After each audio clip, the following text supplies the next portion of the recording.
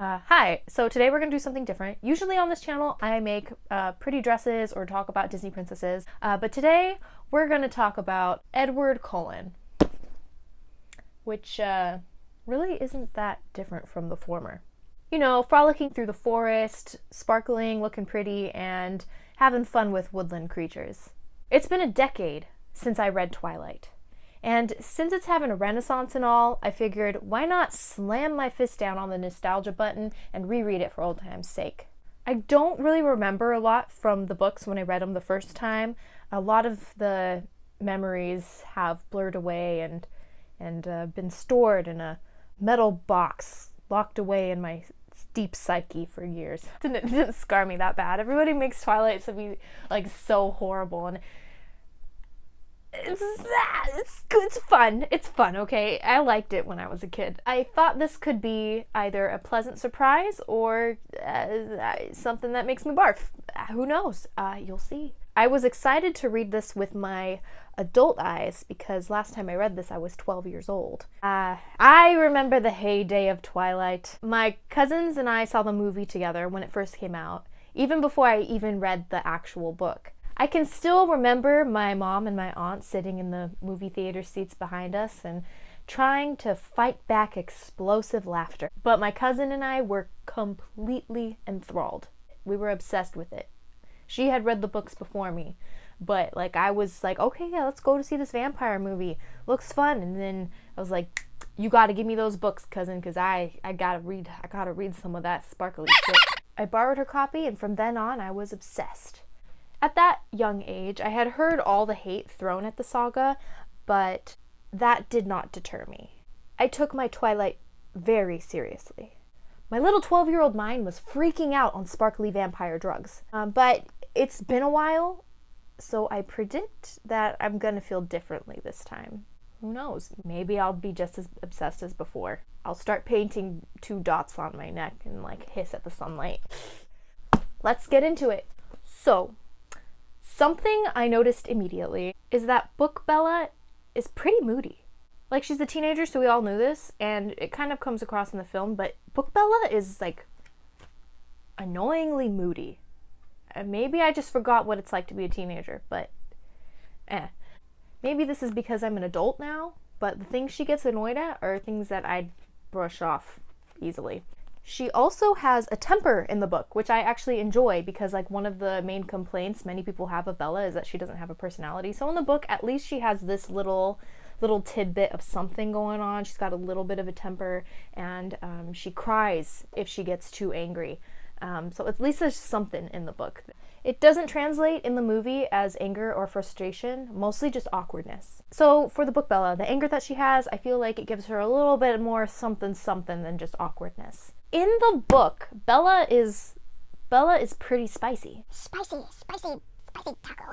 At first, she is incredibly annoyed with the weirdo pale kid, who is our boy Eddie, and I think it gives the couple some tension. I mean, in the movies, it somewhat is portrayed that she's frustrated and slightly annoyed by him, but in the books, it's like every time she sees him, she's like, oh, it's this guy, you know? But unfortunately, that doesn't last long because halfway through the book, Bella decides to throw all that tension built up out the window and decides she's in love with him completely and irrevocably. And she admits this after only hanging out with him like twice, like actual like one-on-one time, not at school. And for some reason, I remember reading this as a child, and I remember it as being somewhere a little further along in the book after they spent time like staring at each other in the meadow for a while at least.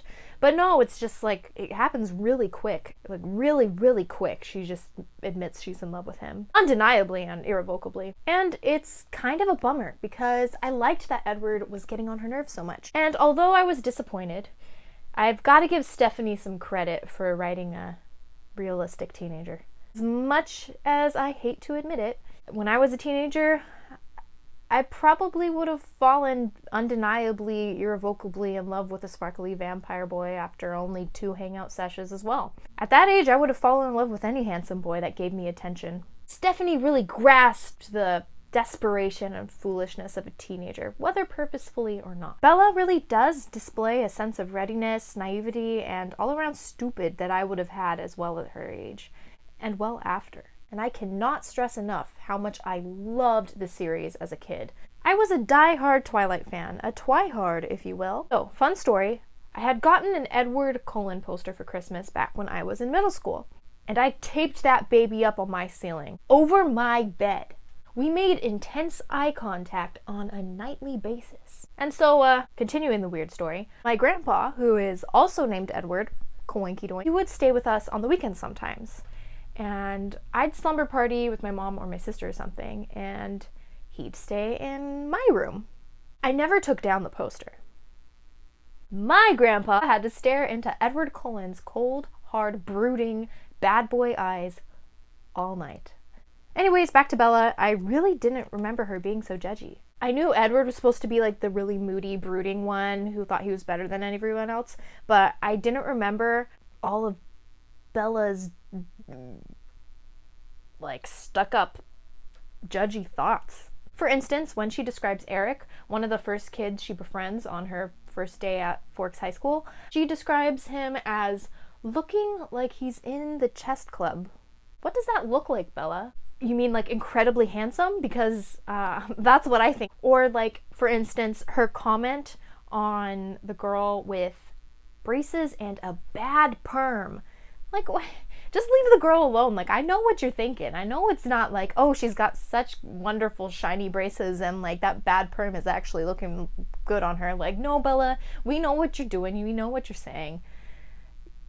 Why did you have to put that in there? Like, I don't understand. Just every like sentence should display like something about the character, especially at the beginning, and like really get into like letting the reader know who that character is. And like, she's thinking these things about people, and like, I know teenagers are judgy, but it's like, I can't. It makes it hard to like her. Like, Bella, you shouldn't be talking Little Miss pale as hell and tripping over air. And I don't know why cute little puppy dog Mike and all the other boys in the story at their school like just were falling all over her. I don't get it. According to her, she's like this kind of like meh, homely looking girl, and she knows she's awkward and she trips a lot. Like, is it like just because it's a small town and she's new? I think that's what is implied in the book. To be honest, this book is like a teenage girl's fantasy. I know I myself as a teenager really connected with Bella. Yeah, so in the movie she's shown as being awkward, which she also is in the book, but they don't show just how moody, irritable, and kind of judgy she is. You know, the more I talk, the more it seems her and Edward are actually a perfect match. Both of them are kind of insufferable. But 12-year-old me really identified with Bella. She was shy, she was clumsy, she was awkward, and she was really bad at sports. And let me tell you, I was really bad at sports. It was like balls were attracted to my head. Like basketballs. Like, I had so many concussions. Her character also never felt really pretty, and I vibed with that. I too did not feel pretty at that age. I felt very weird. I was weird. I am weird. But now I feel pretty. That's another thing I must applaud Steph for. She knew her audience. Because I wasn't the only teenager who vibed with all this. We were all awkward.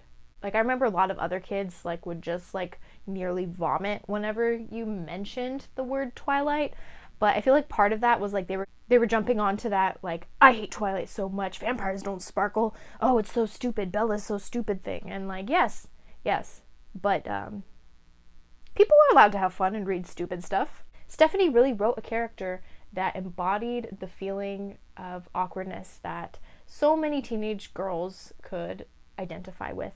Yay, cashing in on children's insecurities! By the way, I had mentioned that Bella is clumsy. It's a well-known fact. It is so annoying. Almost boring, just because it's like really drilled into you that she's just that clumsy.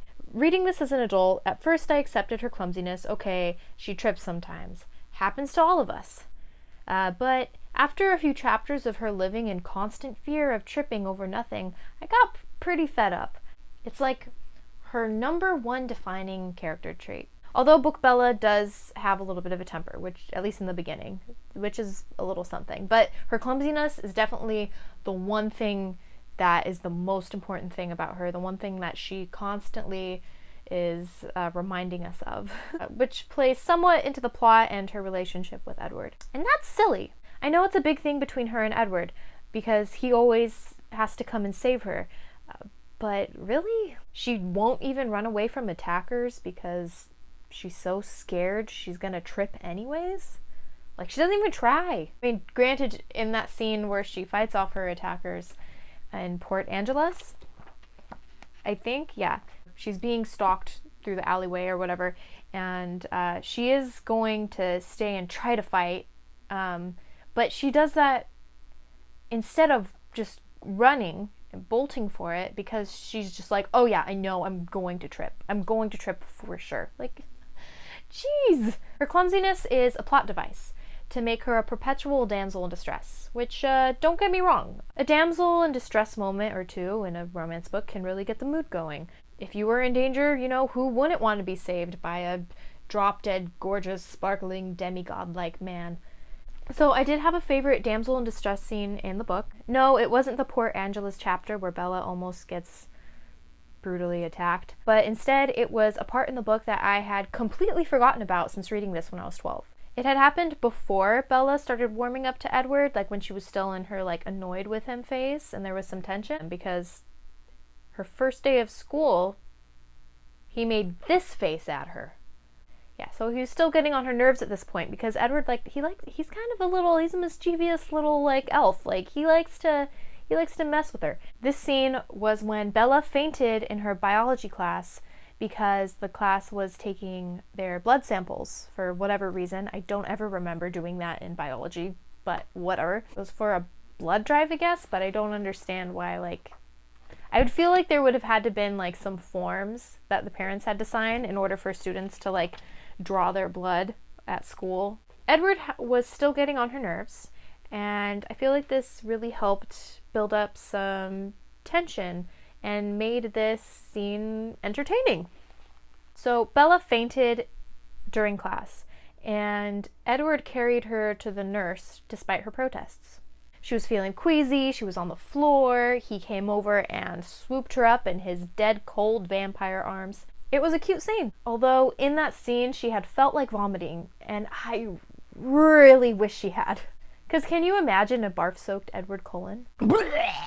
There goes his white pashmina sweater. Yeah, if she vomited, it could have really ramped up the tension. There were actually a lot of admittedly cute or even just plain entertaining moments, mainly in the beginning of them knowing each other. So the first half of the book is filled with these entertaining little romance novel moments. And a lot of these scenes were in the book, but not in the movie. And I had completely forgotten about them because it's been a decade since I read this again.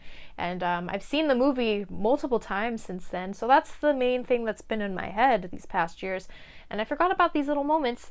Like in the movie, they didn't have the scene where Edward pulled out in front of Bella in the school parking lot solely to keep her stuck in place so that Tyler could ask her to prom. And he knew that she did not want Tyler to ask her to prom. Just to piss Bella off. He could hear the kid ask her, and he listened as she shot him down, and he was laughing in his car in front of her. I live for this scene. I stan annoying Edward. It's not his usual annoying. It's more like more like he has the capability of being entertaining annoying. He's annoying to Bella, and that's what matters. It's really something an immature teenager would do, which I think is even more funny considering he's a 107-year-old immortal being. Another thing that I didn't remember from the books, Bella is a good reader. Like, she reads like a good amount of classic literature. A few that are named are like Wuthering Heights and some of Jane Austen being on her bookshelf. She seems to like a lot of classical stuff, and this carries on throughout the book. It's mentioned that she likes Claire de Lune, which Edward also really likes. This story is filled with toxic relationship, but I appreciate Steph trying to show that these two have some shared interests. So, by the way, I saw a meme saying how vampires like the music that was being made when they were still human. So that means Bella is stuck liking Black Eyed Peas and Nickelback for all of eternity. I'm pretty sure it's not a spoiler that she does end up becoming a vampire by the end of the series. By the way, all the Twilight Renaissance memes out there are like top tier. Like, I stay up all night, every night, like just laughing my butt off about the scene in the movie where Emmett walks into the lunchroom with just a bag of hard-boiled eggs. Like, I guess that's what he thinks a human child would eat during lunch. So anyways, so something that really surprised me was that the big scene in the movie where Bella walks into the woods, Edward follows her, and she's standing there and he's behind her and she says, "I know what you are." And he says, "Say it." Vampire. That's not in the book. Like, that's not in the book. People make fun of that scene a lot because it's a little little corny, but it's not a bad scene in the sense that it's entertaining and it really, like, now comparing to the book, like in the movie, that scene really that scene is a big plot point. Like, it moves the story along. Like, it's a scene where she tells him she knows he's a vampire and then they can, like, move on with their relationship from there. That's not in the book. It's an iconic scene, and it was never in the book. Instead, Bella figures out he's a vampire and tells him when he rescues her from the pack of creepy dudes in Port Angeles. They're driving home, and she just insinuates, like, it's just kind of vague, but they talk about how he can read minds, like in the book, but, like, he pretty much knows that she knows, but she doesn't really say it, like how she did in the movie scene, like, "I know you're a vampire, suck my blood now, I want to have your vampire babies." But yeah, so she's just, they don't, it's not very, what do you call it? It's anticlimactic. It felt very anticlimactic for me because I had seen this scene in the movie and it really does pull things together and it is a big plot point and it's iconic and it's just not in the book. And they just move forward and he's like, "Well, I guess you kind of know I'm a vampire. Let's just move on, I guess." Honestly, I think that the movie adding the dramatic scene in the woods was a really smart idea. They did good in this aspect because it really added more drama that wasn't in the book. And teenage girls love drama. I mean, they also still loved the book, so maybe it was enough for us at the time. Also, in the book, it seemed like Edward gave in too easy. I know he gaslit her a few times, like after she got hit by a van and he saved her, and he's like, "You must be seeing things. I was standing right by you." And there was a few moments like that where he did try to deter her from coming to the realization that he's a vampire. But in the scene where she does somewhat confront him and they're talking about his mind reading and she told him that she knew about the history of the vampires in Forks and the Quileute tribe, but he really kind of he's just kind of like, "Oh yeah, like, I can read minds." He doesn't try to shut her down or, like, gaslight her again, and I feel like that's a pretty big thing. Like, her discovering that he and his family are vampires is a really big thing, and I think in this scene he should have at least tried to be like, "Oh no, I don't read minds, what are you talking about?" And maybe she'll be like, she'll fight him on it and then he'll give in, but there wasn't a whole lot of that, and not as much as I would have liked. I feel like Edward gave in too easy. He's like, "Oh, I guess she knows I'm a vampire." Honestly, I think he should have gaslit her more. You don't hear that often, but I think it would have been more in line with his character and the story, the stakes of it all, like his family having to hide the fact that they're vampires. Like, it really just kind of, again, anticlimactic. Yes, in this scenario, I approve more gaslighting because it would have been more in character for him. I'm not sure why he confessed to being a vampire to Bella.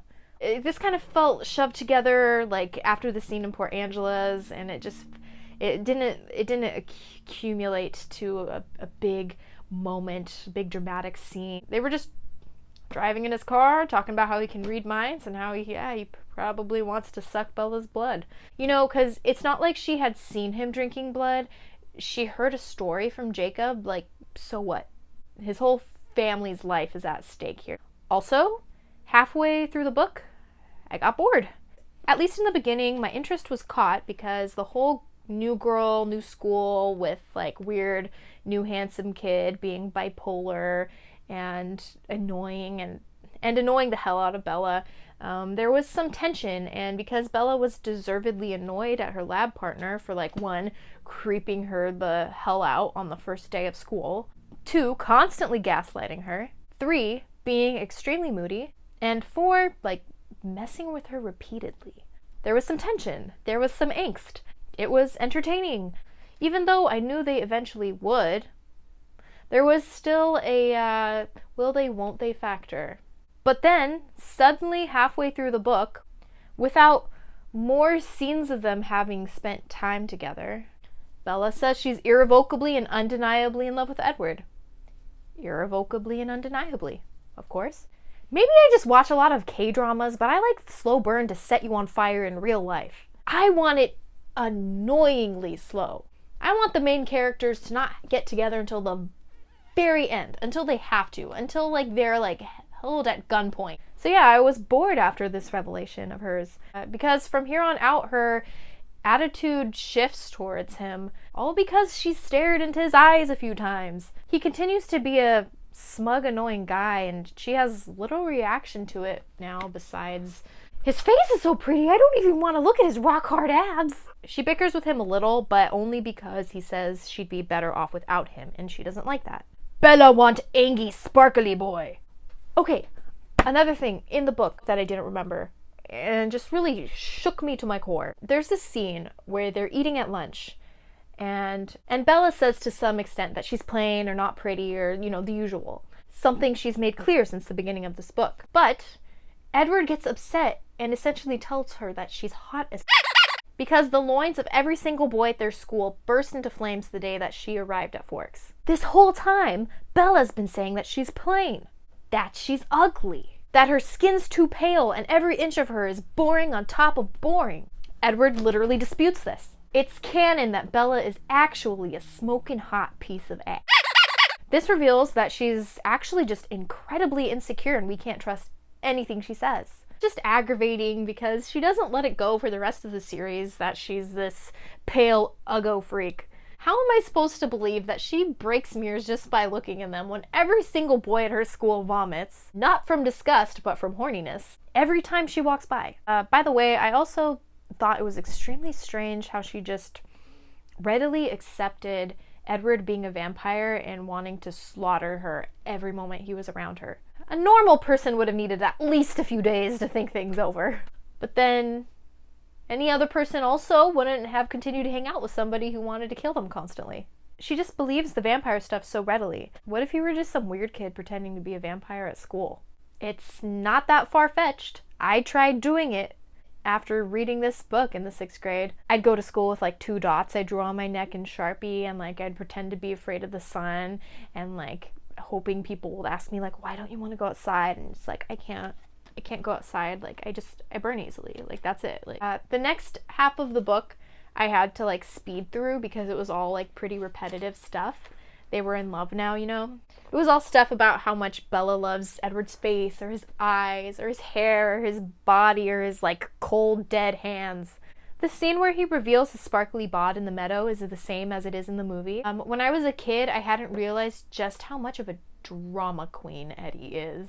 Like, he runs around throwing trees and says, I can't control myself. And Bella's just sitting in the middle of the meadow like, wow, his abs are nice. So, next thing. On page 271, Edward calls Bella an insignificant little girl, whilst telling his story of how they first met. Huge effing red flag. To me, this be creepy. This be very, very creepy. This is a 107-year-old man admitting, in his own words, that the girl he is dating is a little girl. People have delved into this problem before. Is Edward mature, or has he stayed the maturity he was when he was human, making him like a teenager, not just physically but mentally? Would this make the situation any better? Just because his body is a child, does it make it right for him to be in a relationship with someone who, compared to him and his vampire age, is like a toddler. It's weird. It always has been weird. I didn't think like twice about it though when I was a 12-year-old. Like I was just like, okay, yeah, look, he's a teenager too. He's a teenager. Like he's just lived a long time, but he's a teenager too. Like it's the same. It's not weird. I don't know what to make of this now, but we all know things got even weirder with the next few books. What with Jacob and Resume. I don't even want to get into talking about Breaking Dawn and Ravioli. Anyway, about the age, let's just set the bloody red flag aside for the sake of continuing this video. So, gotta admit the first kiss was pretty cute. Again, there were a handful of moments throughout this book that were like, okay, they were kind of cute little romance moments. Like with the whole like clumsiness thing, although annoying, like there were some cute moments that came from that. I can still remember my obsession with this series as a kid. This book consumed my every thought at the time. I thought it was a better star-crossed lover story than Romeo and Juliet. I remember talking at my mom about who I thought was better for Bella, Jacob or Edward. I remember sitting melancholy in my room after finishing one of the books, and I felt utterly sad and empty inside until I got my hands on the next book in the series. When I was sad about finishing a book, I remember there was this one time where I had one of my Barbies, and this Barbie had blonde hair and gold eyes, and the vampires in the books have gold eyes, at least the vegetarian ones do, and I would imagine it was Rosalie. And I had been way past the age of playing with dolls. I would just sit staring at the doll because I was just that sad that I had finished the book. So knowing what I was like as a teenager, I can see the plausibility in Bella being obsessed with a sparkly boy. I too would have been that stupid if life had given me a handsome sparkly boyfriend. By the way, in chapter 14, Edward remarks on how he hated the music from the 60s and 70s. So that's just another reason to hate him. Hendrix and Joplin would have thought you were a dweeb anyway, Edward. And then we get told how old Edward is and how he was turned. He was born in 1901 and he was turned in 1918 by Carlyle as he was dying from the Spanish flu. Then Edward goes on to describe all of his family's backstories. Esme jumped from a cliff. They skim over Rosalie, but I remember her story being really awesome and like dark. It was this really dark revenge story. And honestly, the side character stories are all pretty interesting. The world Stephanie had built had so much potential. What these characters have gone through, living and loving throughout the centuries and discovering their vampire superpowers, they all have really interesting backstories. Like Rosalie and Emmett's story. I wish there was a book just about them. So the story goes is that Rosalie saved Emmett from being mauled by a bear and managed to resist drinking the rest of his blood in order to save him because she saw something in him. And Emmett's this big, lovable bear who's in love with being a vampire, which contrasts with Rosalie absolutely hating being a vampire and hating that she'll never have the human life that she had once imagined for herself. They're a really sweet couple because he picks her up from her darkness and they balance each other out, yada, yada, yada, blah, blah, blah, blah, blah, romance, romance, romance. And I feel the same for Alice and Jasper's backstories, although Jasper's history is very problematic. I guess we're just meant to assume he's a good guy now after being in the Confederate Army. But Alice is so cool. By far my favorite character. She can see the future, and I know her backstory is also very dark and intriguing. Alice had amnesia and couldn't remember anything from her human life because she had been in an insane asylum and she was locked away in a dark cell for a good portion of her life. So she had very little memories before she was a vampire. And there's like a whole bunch of interesting stuff that happens with that, and it ties into things later in the book. But that's okay. Who would want books that delve into the interesting backstories of these characters anyway? Nah, 3 more of the same book should do nicely. Who needs a story about a woman taking revenge on her fiancé/murderer? Or a story about a centuries-old vampire doctor who's been alive since the 1640s, whose father was a vampire hunter? Carlyle? Okay, let's talk about Carlyle. Carlyle is the coolest character ever. Who needs a book just about Carlyle's life? I do. I need that book. I need that book. There's so much that happened. There's hundreds of years worth of stuff that happened. But yeah, who needs all that fluff when you can have a story about a guy who breaks into a girl's house at night to watch her sleep? He just wanted to see her face under the peaceful trance of sleep. What's weird about that? So, something that bugs me is how long Edward's been around, and he seems to have a small amount of interests other than Bella. You would think that after 90 years, he would have learned every hobby there is. I expect this guy to know how to play every musical instrument, not just piano. That includes the triangle. I expect this guy to know, like, every language there is. I mean, you would think the same Spanish or French course would get boring after a few hundred schools. All these vampires should be masters at absolutely everything. They've gone to high school and college, like, so many times. Speaking of, these immortal beings are constantly going back to high school. It's a never-ending cycle. It is my worst nightmare, but they're supposed to be high schoolers, right? The Cullen kids in the book and the movie always stick together and don't really socialize outside of their weird little incest clique. I wish they would participate in human school stuff more. Isn't that part of the fun of writing immortal vampires in high school? Putting them in settings that don't really go with their characters. It's supposed to be entertaining. Okay, hear me out. Imagine that Emmett is on the football team.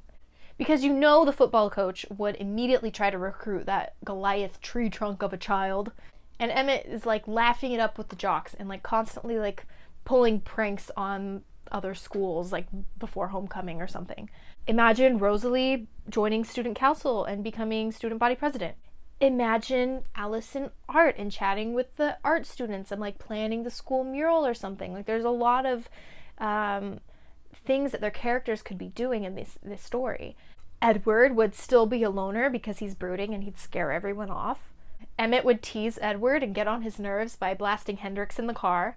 They're immortals, but they're teenagers, so why can't they still have fun and do teenager things? And since they can change up their backstories whenever they move to a new place, maybe one time they aren't siblings. Maybe Alice and Jasper like stage this whirlwind romance and like break up and get back together again in like the courtyard in front of the whole school. Just for the fun of it, just to play out something new, just to keep things spicy. But no, they're just a group of weird siblings dating each other and never socializing with any other students.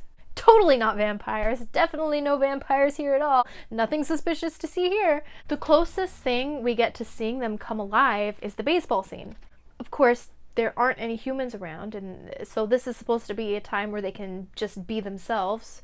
But if they can open doors and pick up things like normal people, why can't they ever play baseball with the normal people? Blend in a little, you know? Why can't they participate in high school activities and shenanigans? Except not Jasper, because he'd kill someone over a paper cut. Why is he allowed in public again? Okay, so getting like to the part of the book after Bella and Edward got together, and Edward takes Bella to meet his family formally for the first time. So Bella wore a long khaki skirt when she met Edward's family, and he called her positively indecent. Let that sink in. Also, Edward eats Bella's tears in chapter 15. Both of these things I absolutely did not remember from my first time reading this. Anyway, so on page 373, 17 chapters in, and nearing the end of the book, we get 3 spanking new antagonists. You know, the last part of the book always felt a little like weird and slapped on at the end, even as a kid. Like at least the movie tried to remedy this by alluding that something creepy was murdering the townsfolk, like from the beginning of the movie. Like that guy, I think it was the opening scene, is like running from this like unknown creature, or like one of Charlie's good friends that isn't in the book was murdered by some animal that we know to be vampires, but that's not in the book at all. None of this is in the book. There's no setup for this in the book. It's just all of a sudden 3 new vampires come to town. Also, like, at least they attempted to tie the plot together in the film. The book's plot is so patchy. The stuff that's supposed to be thrilling really doesn't start until the end. And although, like, the romance part was the most thrilling thing for me as a child, you know, like, this is the big ending action scene. Like, it's supposed to be like this huge part of the plot that just seems to like slap us out of nowhere. So usually a story begins with introducing the main character, and then the plot begins when something strange, unusual, or like crazy happens to the character. So far the plot of Twilight has been Bella moves to new town. Bella meets a weird boy who thinks she smells. Bella continues to get clues that he's weird. Bella figures out he's a vampire. Bella falls in love with the vampire. Bella meets his family. They play baseball. And then 3 new vampires come into play and want to hunt her down for sport and drain her of all her blood. And her sparkly new vampire boyfriend and his family have to save her and hide her away from the psycho vampire. It just feels like a lot of drama is packed into the very end of the story. Again, I remember reading this as a kid and feeling this was weird. But then I also would have preferred if there was just more mushy-gushy, cringy, corny romance plot. But I was trying to think of some things that instead of this, this last section of the plot. So some alternative endings that would have perhaps worked better. Edward turns Bella into a vampire in the first book because maybe she trips and falls into a wood chipper. Edward and Bella make out after playing baseball, and Edward loses control and accidentally turns her into a vampire because it's canon and his spit is venom. Bella dies by baseball to the head because vampires play too rough. All of these things align more with what's happened in the plot so far, because honestly, there hasn't been much. The whole story has been focused on their romance, of course, because it's a romance story, but it hasn't been focused on any other vampires or murder or anything. But the Bella and Edward are kind of boring, so I can't fault Stephanie for wanting to add in something juicy at the very end. So I kind of feel like there are 2 stories in Twilight. To me, the first plot was their romance, and this would be where the second plot begins. Introduction. Human girl has vampire boyfriend who has immense turmoil over wanting to drink her blood. Sighting incident. 3 evil vampires come to town to hunt her. Rising action. Vampire boyfriend and his family make plan to save her. They hide her. They run around the country. Bella goes to save her mom in an act of bravery when she thinks the evil vampire has her. But the evil vampire traps and bites her. Climax. Edward and his family kill the bad guy. Falling action. Edward struggles with sucking out the poison from his girlfriend, facing his fear of drinking her blood and turning her. Resolution. She's alive. He faced his fear, and they're in love. The second part has something that drives the plot, what with Bella being hunted down. So yeah, I kind of always felt that there were 2 stories in Twilight. 2 stories in one! Yay! So anyway, the antagonists finally show up, and everything's good until James gets a whiff of Bella and realizes she's human. It's described in the book that they all crouch and start snarling at each other. The movie does a really good job in portraying this, but it's just so much funnier in my head. Like, it really does give off weird kid who pretends they're vampire vibes. I'd like to throw some points at Bella because she comes up with the plan to evade James. And Edward is surprised with the plan that she comes up with because it's like a relatively good one. Bella really showing some smarts. This is a thing that I didn't really remember much. I don't remember reading it the first time either. It's just one of those scenes. But the part where Bella tells Charlie she doesn't want to be stuck in this town like her mom. Ooh. It's heartbreaking because Charlie is actually a likable character, just an everyday dad, not good with talking emotions, but tries to do right by his daughter.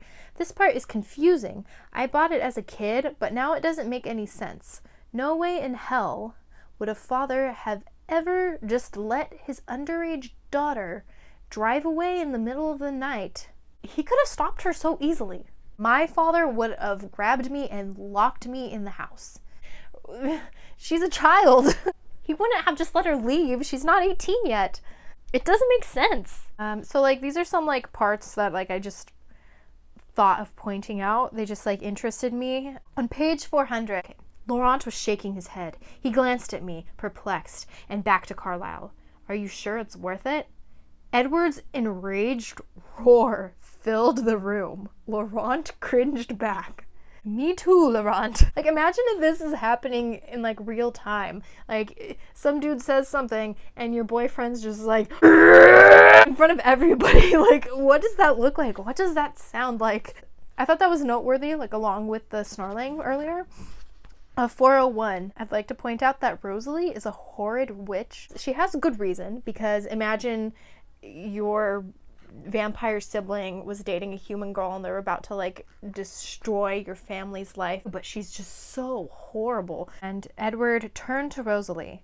Get her upstairs and trade clothes, Edward commanded. She stared back at him with livid disbelief. Why should I? She hissed. What is she to me, except a menace, a danger you've chosen to inflict on us all? She could like die. If you're worried about Edward killing her, causing people to be suspicious of your family when, like, this scenario, she could actually die. Like, what are you doing? Yeah, so Rosalie's kind of horrible. Page 406. I just would like to say this. Who cares about Edward? Who cares about Jacob? Team Edward, Team Jacob, Team Edward, Team Jacob, Team Alice? And I remembered Alice sitting with me on the dark leather back seat. Somehow, during the long night, my head had ended up against her granite neck. My closeness didn't seem to bother her at all, and her cool, hard skin was oddly comforting to me. The front of her thin cotton shirt was cold, damp with my tears that had streamed from my eyes until red and sore and ran dry. Like, I know Stephanie wrote them as friends, but, like Alice is very supportive, and she lets Bella make her own decisions, unlike Edward. So nearing the actual end of the book, page 432, Bella writes this letter to Edward. Because she's going to see James by herself, because she thinks that he has her mother with him. So there are so many things I don't get. On page 432, she writes a letter to Edward describing why she's going after James alone, and it's stupid. Yeah, as a kid, I didn't think twice about this. I just accepted it, but now, this is her letter to Edward. I love you. I'm so sorry. He has my mom, and I have to try. I know it may not work. I am so very, very sorry. Don't be angry with Alice and Jasper. If I get away from them, it'll be a miracle. Tell them thank you for me. Alice especially, please. And please, please don't come after him. That's what he wants, I think. I can't bear it if anyone has to be hurt because of me, especially you. Please, this is the only thing I can ask you now. For me. I love you. Forgive me. Bella. Like, girl, they've told you multiple times that they're not the ones who could get hurt. They're vampires. Rock solid vampires. You're the one that could die. Number 1.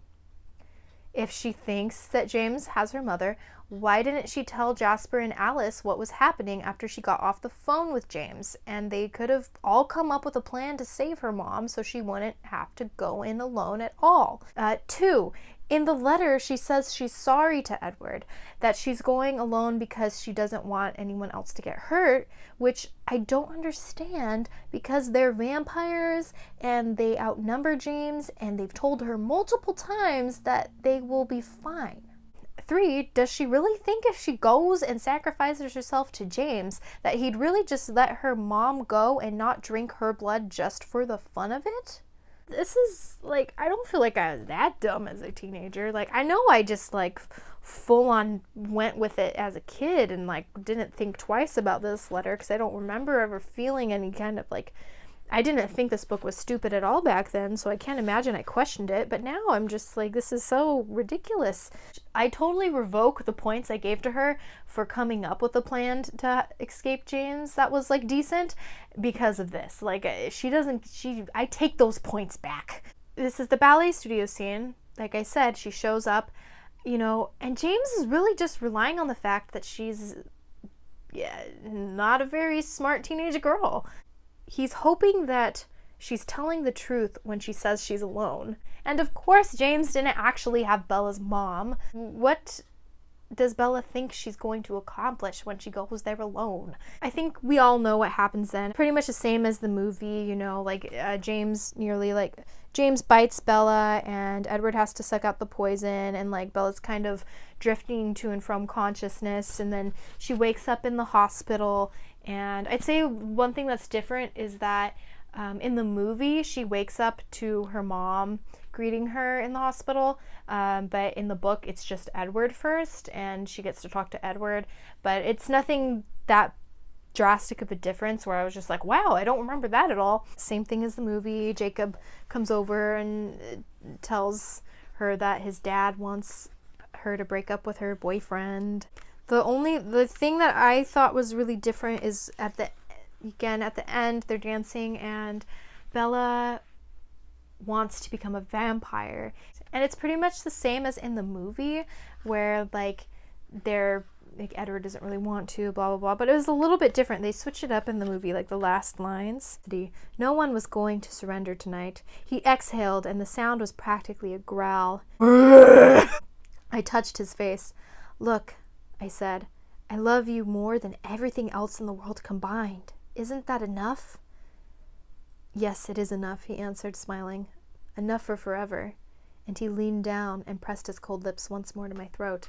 Like, it was a little bit different at the end of the movie, right? Because I believe Edward in the movie asks, isn't it enough, like, that I love you? Isn't that enough? And Bella's just like, for now, type of thing. Am I glad that I reread Twilight?